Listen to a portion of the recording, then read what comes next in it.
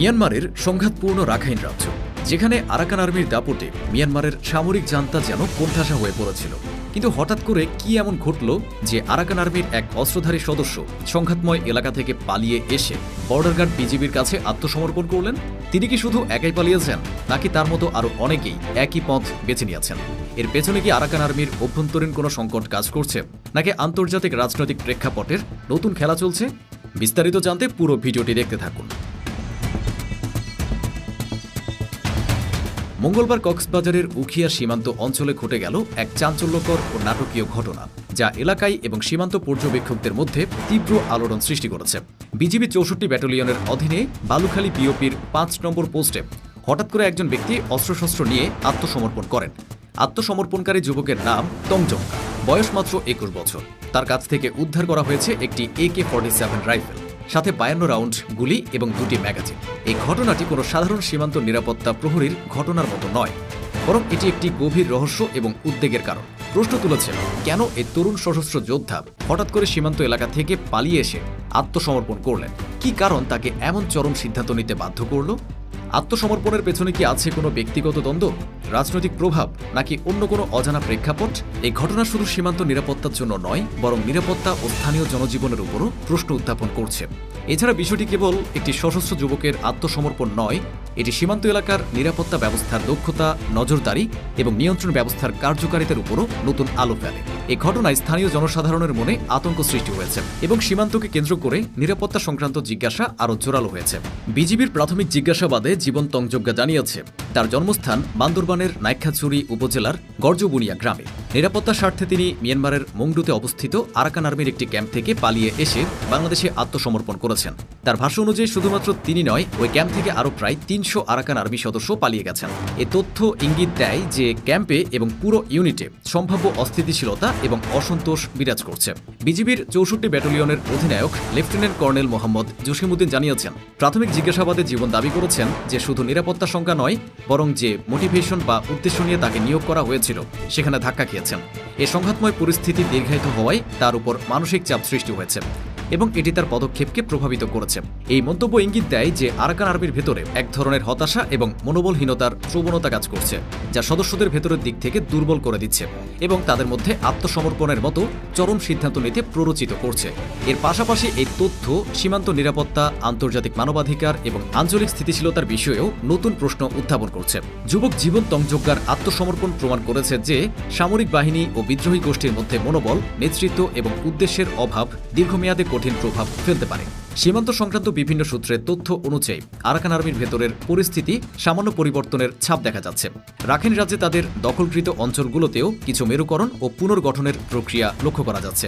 গত বছরের ডিসেম্বরে Arakan Army Maungdaw, Buthidaung, Rathedaung township সহ প্রতিটি এলাকায় পুনর্গঠন কার্যক্রম শুরু করে এবং স্বাধীন আরাকান রাষ্ট্র ঘোষণা করার পরিকল্পনা করেছিল। কিন্তু জান্তা বাহিনীর তীব্র হামলা, রাজনৈতিক চাপ ও অন্যান্য সংকটের কারণে এখনও সে স্বাধীন রাষ্ট্রের স্বপ্ন বাস্তবায়িত হয়নি।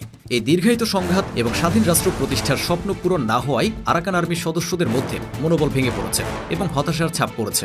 জীবন তংজঙ্কার মতো আরও সদস্যদের আত্মসমর্পণের ঘটনা ঘটার সম্ভাবনা প্রবল বলে সীমান্ত সংশ্লিষ্ট সূত্রগুলো আশঙ্কা প্রকাশ করেছে। এই পরিস্থিতি ইঙ্গিত দেয় যে দীর্ঘকাল ধরে চলা সংঘাত, নেতৃত্বের অভাব এবং অনিশ্চয়তা একদিক থেকে যেমন সংগঠনের কার্যকারিতা কমাচ্ছে, অন্যদিকে সদস্যদের মধ্যে আতঙ্ক, সন্দেহ ও অবিশ্বাস তৈরি করছে, যা ভবিষ্যতের জন্য অনিশ্চয়তা এবং নিরাপত্তাজনিত চ্যালেঞ্জের জন্ম দিতে পারে। অন্যদিকে রাখাইনে যুদ্ধ দীর্ঘায়িত হওয়ায় আরাকান আর্মির সদস্যদের উপর এক ধরনের নেতিবাচক প্রভাব পড়ছে।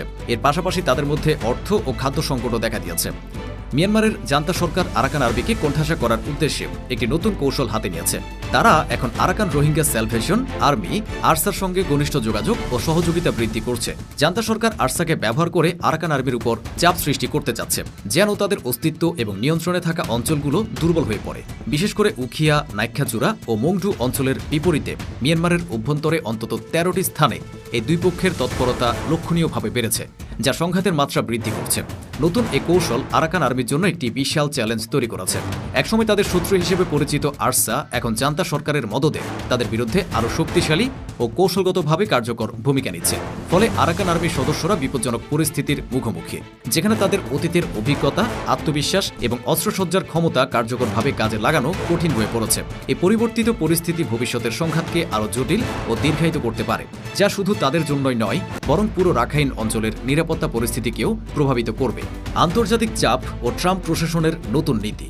আরাকান আর্মির সদস্যদের সাম্প্রতিক আত্মসমর্পণের পেছনে শুধু অভ্যন্তরীণ সংকট নয়, আন্তর্জাতিক রাজনৈতিক প্রভাবও একটি গুরুত্বপূর্ণ ভূমিকা রাখতে পারে। বিশেষ করে যুক্তরাষ্ট্রের বর্তমান প্রশাসনের মিয়ানমারের নীতিতে কিছুটা নতুন বহিঃপ্রকাশ স্পষ্টভাবে লক্ষ্য করা যাচ্ছে। সম্প্রতি ডোনাল্ড ট্রাম্প প্রশাসন মিয়ানমারের সামরিক জান্তার ঘনিষ্ঠ হিসেবে পরিচিত কয়েকটি গুরুত্বপূর্ণ অস্ত্র ও নিরাপত্তা সংস্থার উপর থেকে পূর্ব আরোপিত নিষেধাজ্ঞা তুলে নিয়েছে। এই পদক্ষেপের মাধ্যমে যুক্তরাষ্ট্র মূলত মিয়ানমারের সঙ্গে কূটনৈতিক ও অর্থনৈতিক সম্পর্ক পুনর্গঠন করার চেষ্টা করছে এবং সামরিক জান্তার উপর চাপ কমিয়ে নতুন ধরনের যোগাযোগের পথ খুলে দিচ্ছে। এর ফলে আরাকান আর্মির সদস্যরা একটি জটিল পরিস্থিতির মুখোমুখি হয়েছেন। তাদের উপর অভ্যন্তরীণ দমন অভিযান, স্থানীয় সংঘাত এবং আন্তর্জাতিক শক্তির কূটনৈতিক চাপ সব একসাথে কাজ করছে, যা তাদের মনোবল হ্রাস করছে এবং আত্মসমর্পণের মতো ঘটনা ঘটাচ্ছে।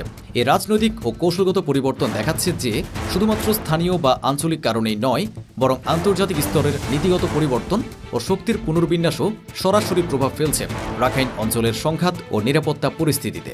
যুক্তরাষ্ট্র বাণিজ্য এবং অর্থনৈতিক সম্পর্ককে নতুনভাবে এগিয়ে নেওয়ার ক্ষেত্রে আগ্রহী হয়ে উঠেছে এবং মিয়ানমারকে যুক্তরাষ্ট্রে বিনিয়োগের সুযোগ প্রদানের একটি স্পষ্ট বার্তা দিয়েছে। এমনকি তারা মিয়ানমারের সংঘাতপূর্ণ এলাকা কাচিন থেকে মূল্যবান খনিজ সংগ্রহ করার সম্ভাবনাও প্রকাশ করেছে। এই পরিবর্তিত নীতি যদি বাস্তবায়িত হয়, তবে তা মিয়ানমারের সামরিক জান্তাকে আরও শক্তিশালী করতে পারে, যা আরাকান আর্মির জন্য একটি বড় ধাক্কা হিসেবে কাজ করবে এবং তাদের মনোবল কমিয়ে দেবে। দক্ষিণ পূর্ব এশিয়ার ইতিহাস ও রাজনৈতিক পরিস্থিতি বিষয়ক গবেষক আলতাফ পারভেজ বলেন, যুক্তরাষ্ট্রের এই পদক্ষেপকে আমরা মিয়ানমারের জান্তা সরকারের সঙ্গে সম্পর্ক তৈরির এক ধরনের প্রক্রিয়া হিসেবে দেখতে পাচ্ছি। তারা কূটনৈতিক ও অর্থনৈতিক উভয় ক্ষেত্রে জান্তা সরকারের সঙ্গে সম্পর্ক উন্নয়নের চেষ্টা করছে। তবে তিনি সতর্ক করে উল্লেখ করেন যে মিয়ানমারের চীনের সঙ্গে দীর্ঘদিনের গভীর ও জটিল সম্পর্ক থাকার কারণে রাতারাতি এই পরিস্থিতি বদলাবে বলে আশা করা ঠিক না। ফলে আন্তর্জাতিক শক্তির নতুন পদক্ষেপ এবং আঞ্চলিক শক্তির বাস্তবতা একসঙ্গে আরাকান সংঘাতকে আরও জটিল এবং অনিশ্চিত পরিস্থিতিতে ঠেলে দিতে পারে। আরাকান আর্মির এই সদস্যের আকস্মিক আত্মসমর্পণ এবং তার প্রদত্ত তথ্য থেকে স্পষ্টভাবে বোঝা যায় যে এই সশস্ত্র গোষ্ঠী বর্তমানে একটি অত্যন্ত সংকটাপন্ন ও জটিল সময়ের মধ্য দিয়ে যাচ্ছে। অভ্যন্তরীণ সংঘাত ও হতাশা, প্রয়োজনীয় অর্থনৈতিক ও খাদ্য সংস্থান ঘাটতি, পাশাপাশি মিয়ানমারের জান্তা সরকারের নতুন কৌশল তাদের কার্যক্রমকে মারাত্মকভাবে প্রভাবিত করছে। এই চ্যালেঞ্জগুলোর সঙ্গে জুড়ে আন্তর্জাতিক রাজনীতির পরিবর্তিত প্রেক্ষাপটগুলো তাদের উপর বিশেষ প্রভাব ফেলছে। ফলে আরাকান আর্মির সদস্যরা মানসিকভাবে ও নৈতিকভাবে বিপর্যস্ত অবস্থায় পৌঁছেছে, যা তাদের স্বাধীনতা এবং যুদ্ধ কৌশলকে প্রশ্নবিদ্ধ করছে। এই পরিস্থিতি আরও গভীর হয় যখন আন্তর্জাতিক শক্তিগুলো মিয়ানমারের সঙ্গে কূটনৈতিক ও অর্থনৈতিক সম্পর্ক শক্তিশালী করার চেষ্টা চালাচ্ছে, যা আরাকান আর্মির জন্য অপ্রত্যাশিত চাপ এবং সম্ভাব্য অভ্যন্তরীণ পতনের ইঙ্গিত বহন করছে। জীবন তঞ্চজ্ঞার মতো আরও সদস্যদের আত্মসমর্পণের ঘটনা ঘটতে পারে, যা ইঙ্গিত দেয় যে আরাকান আর্মি তাদের শক্তি হারাতে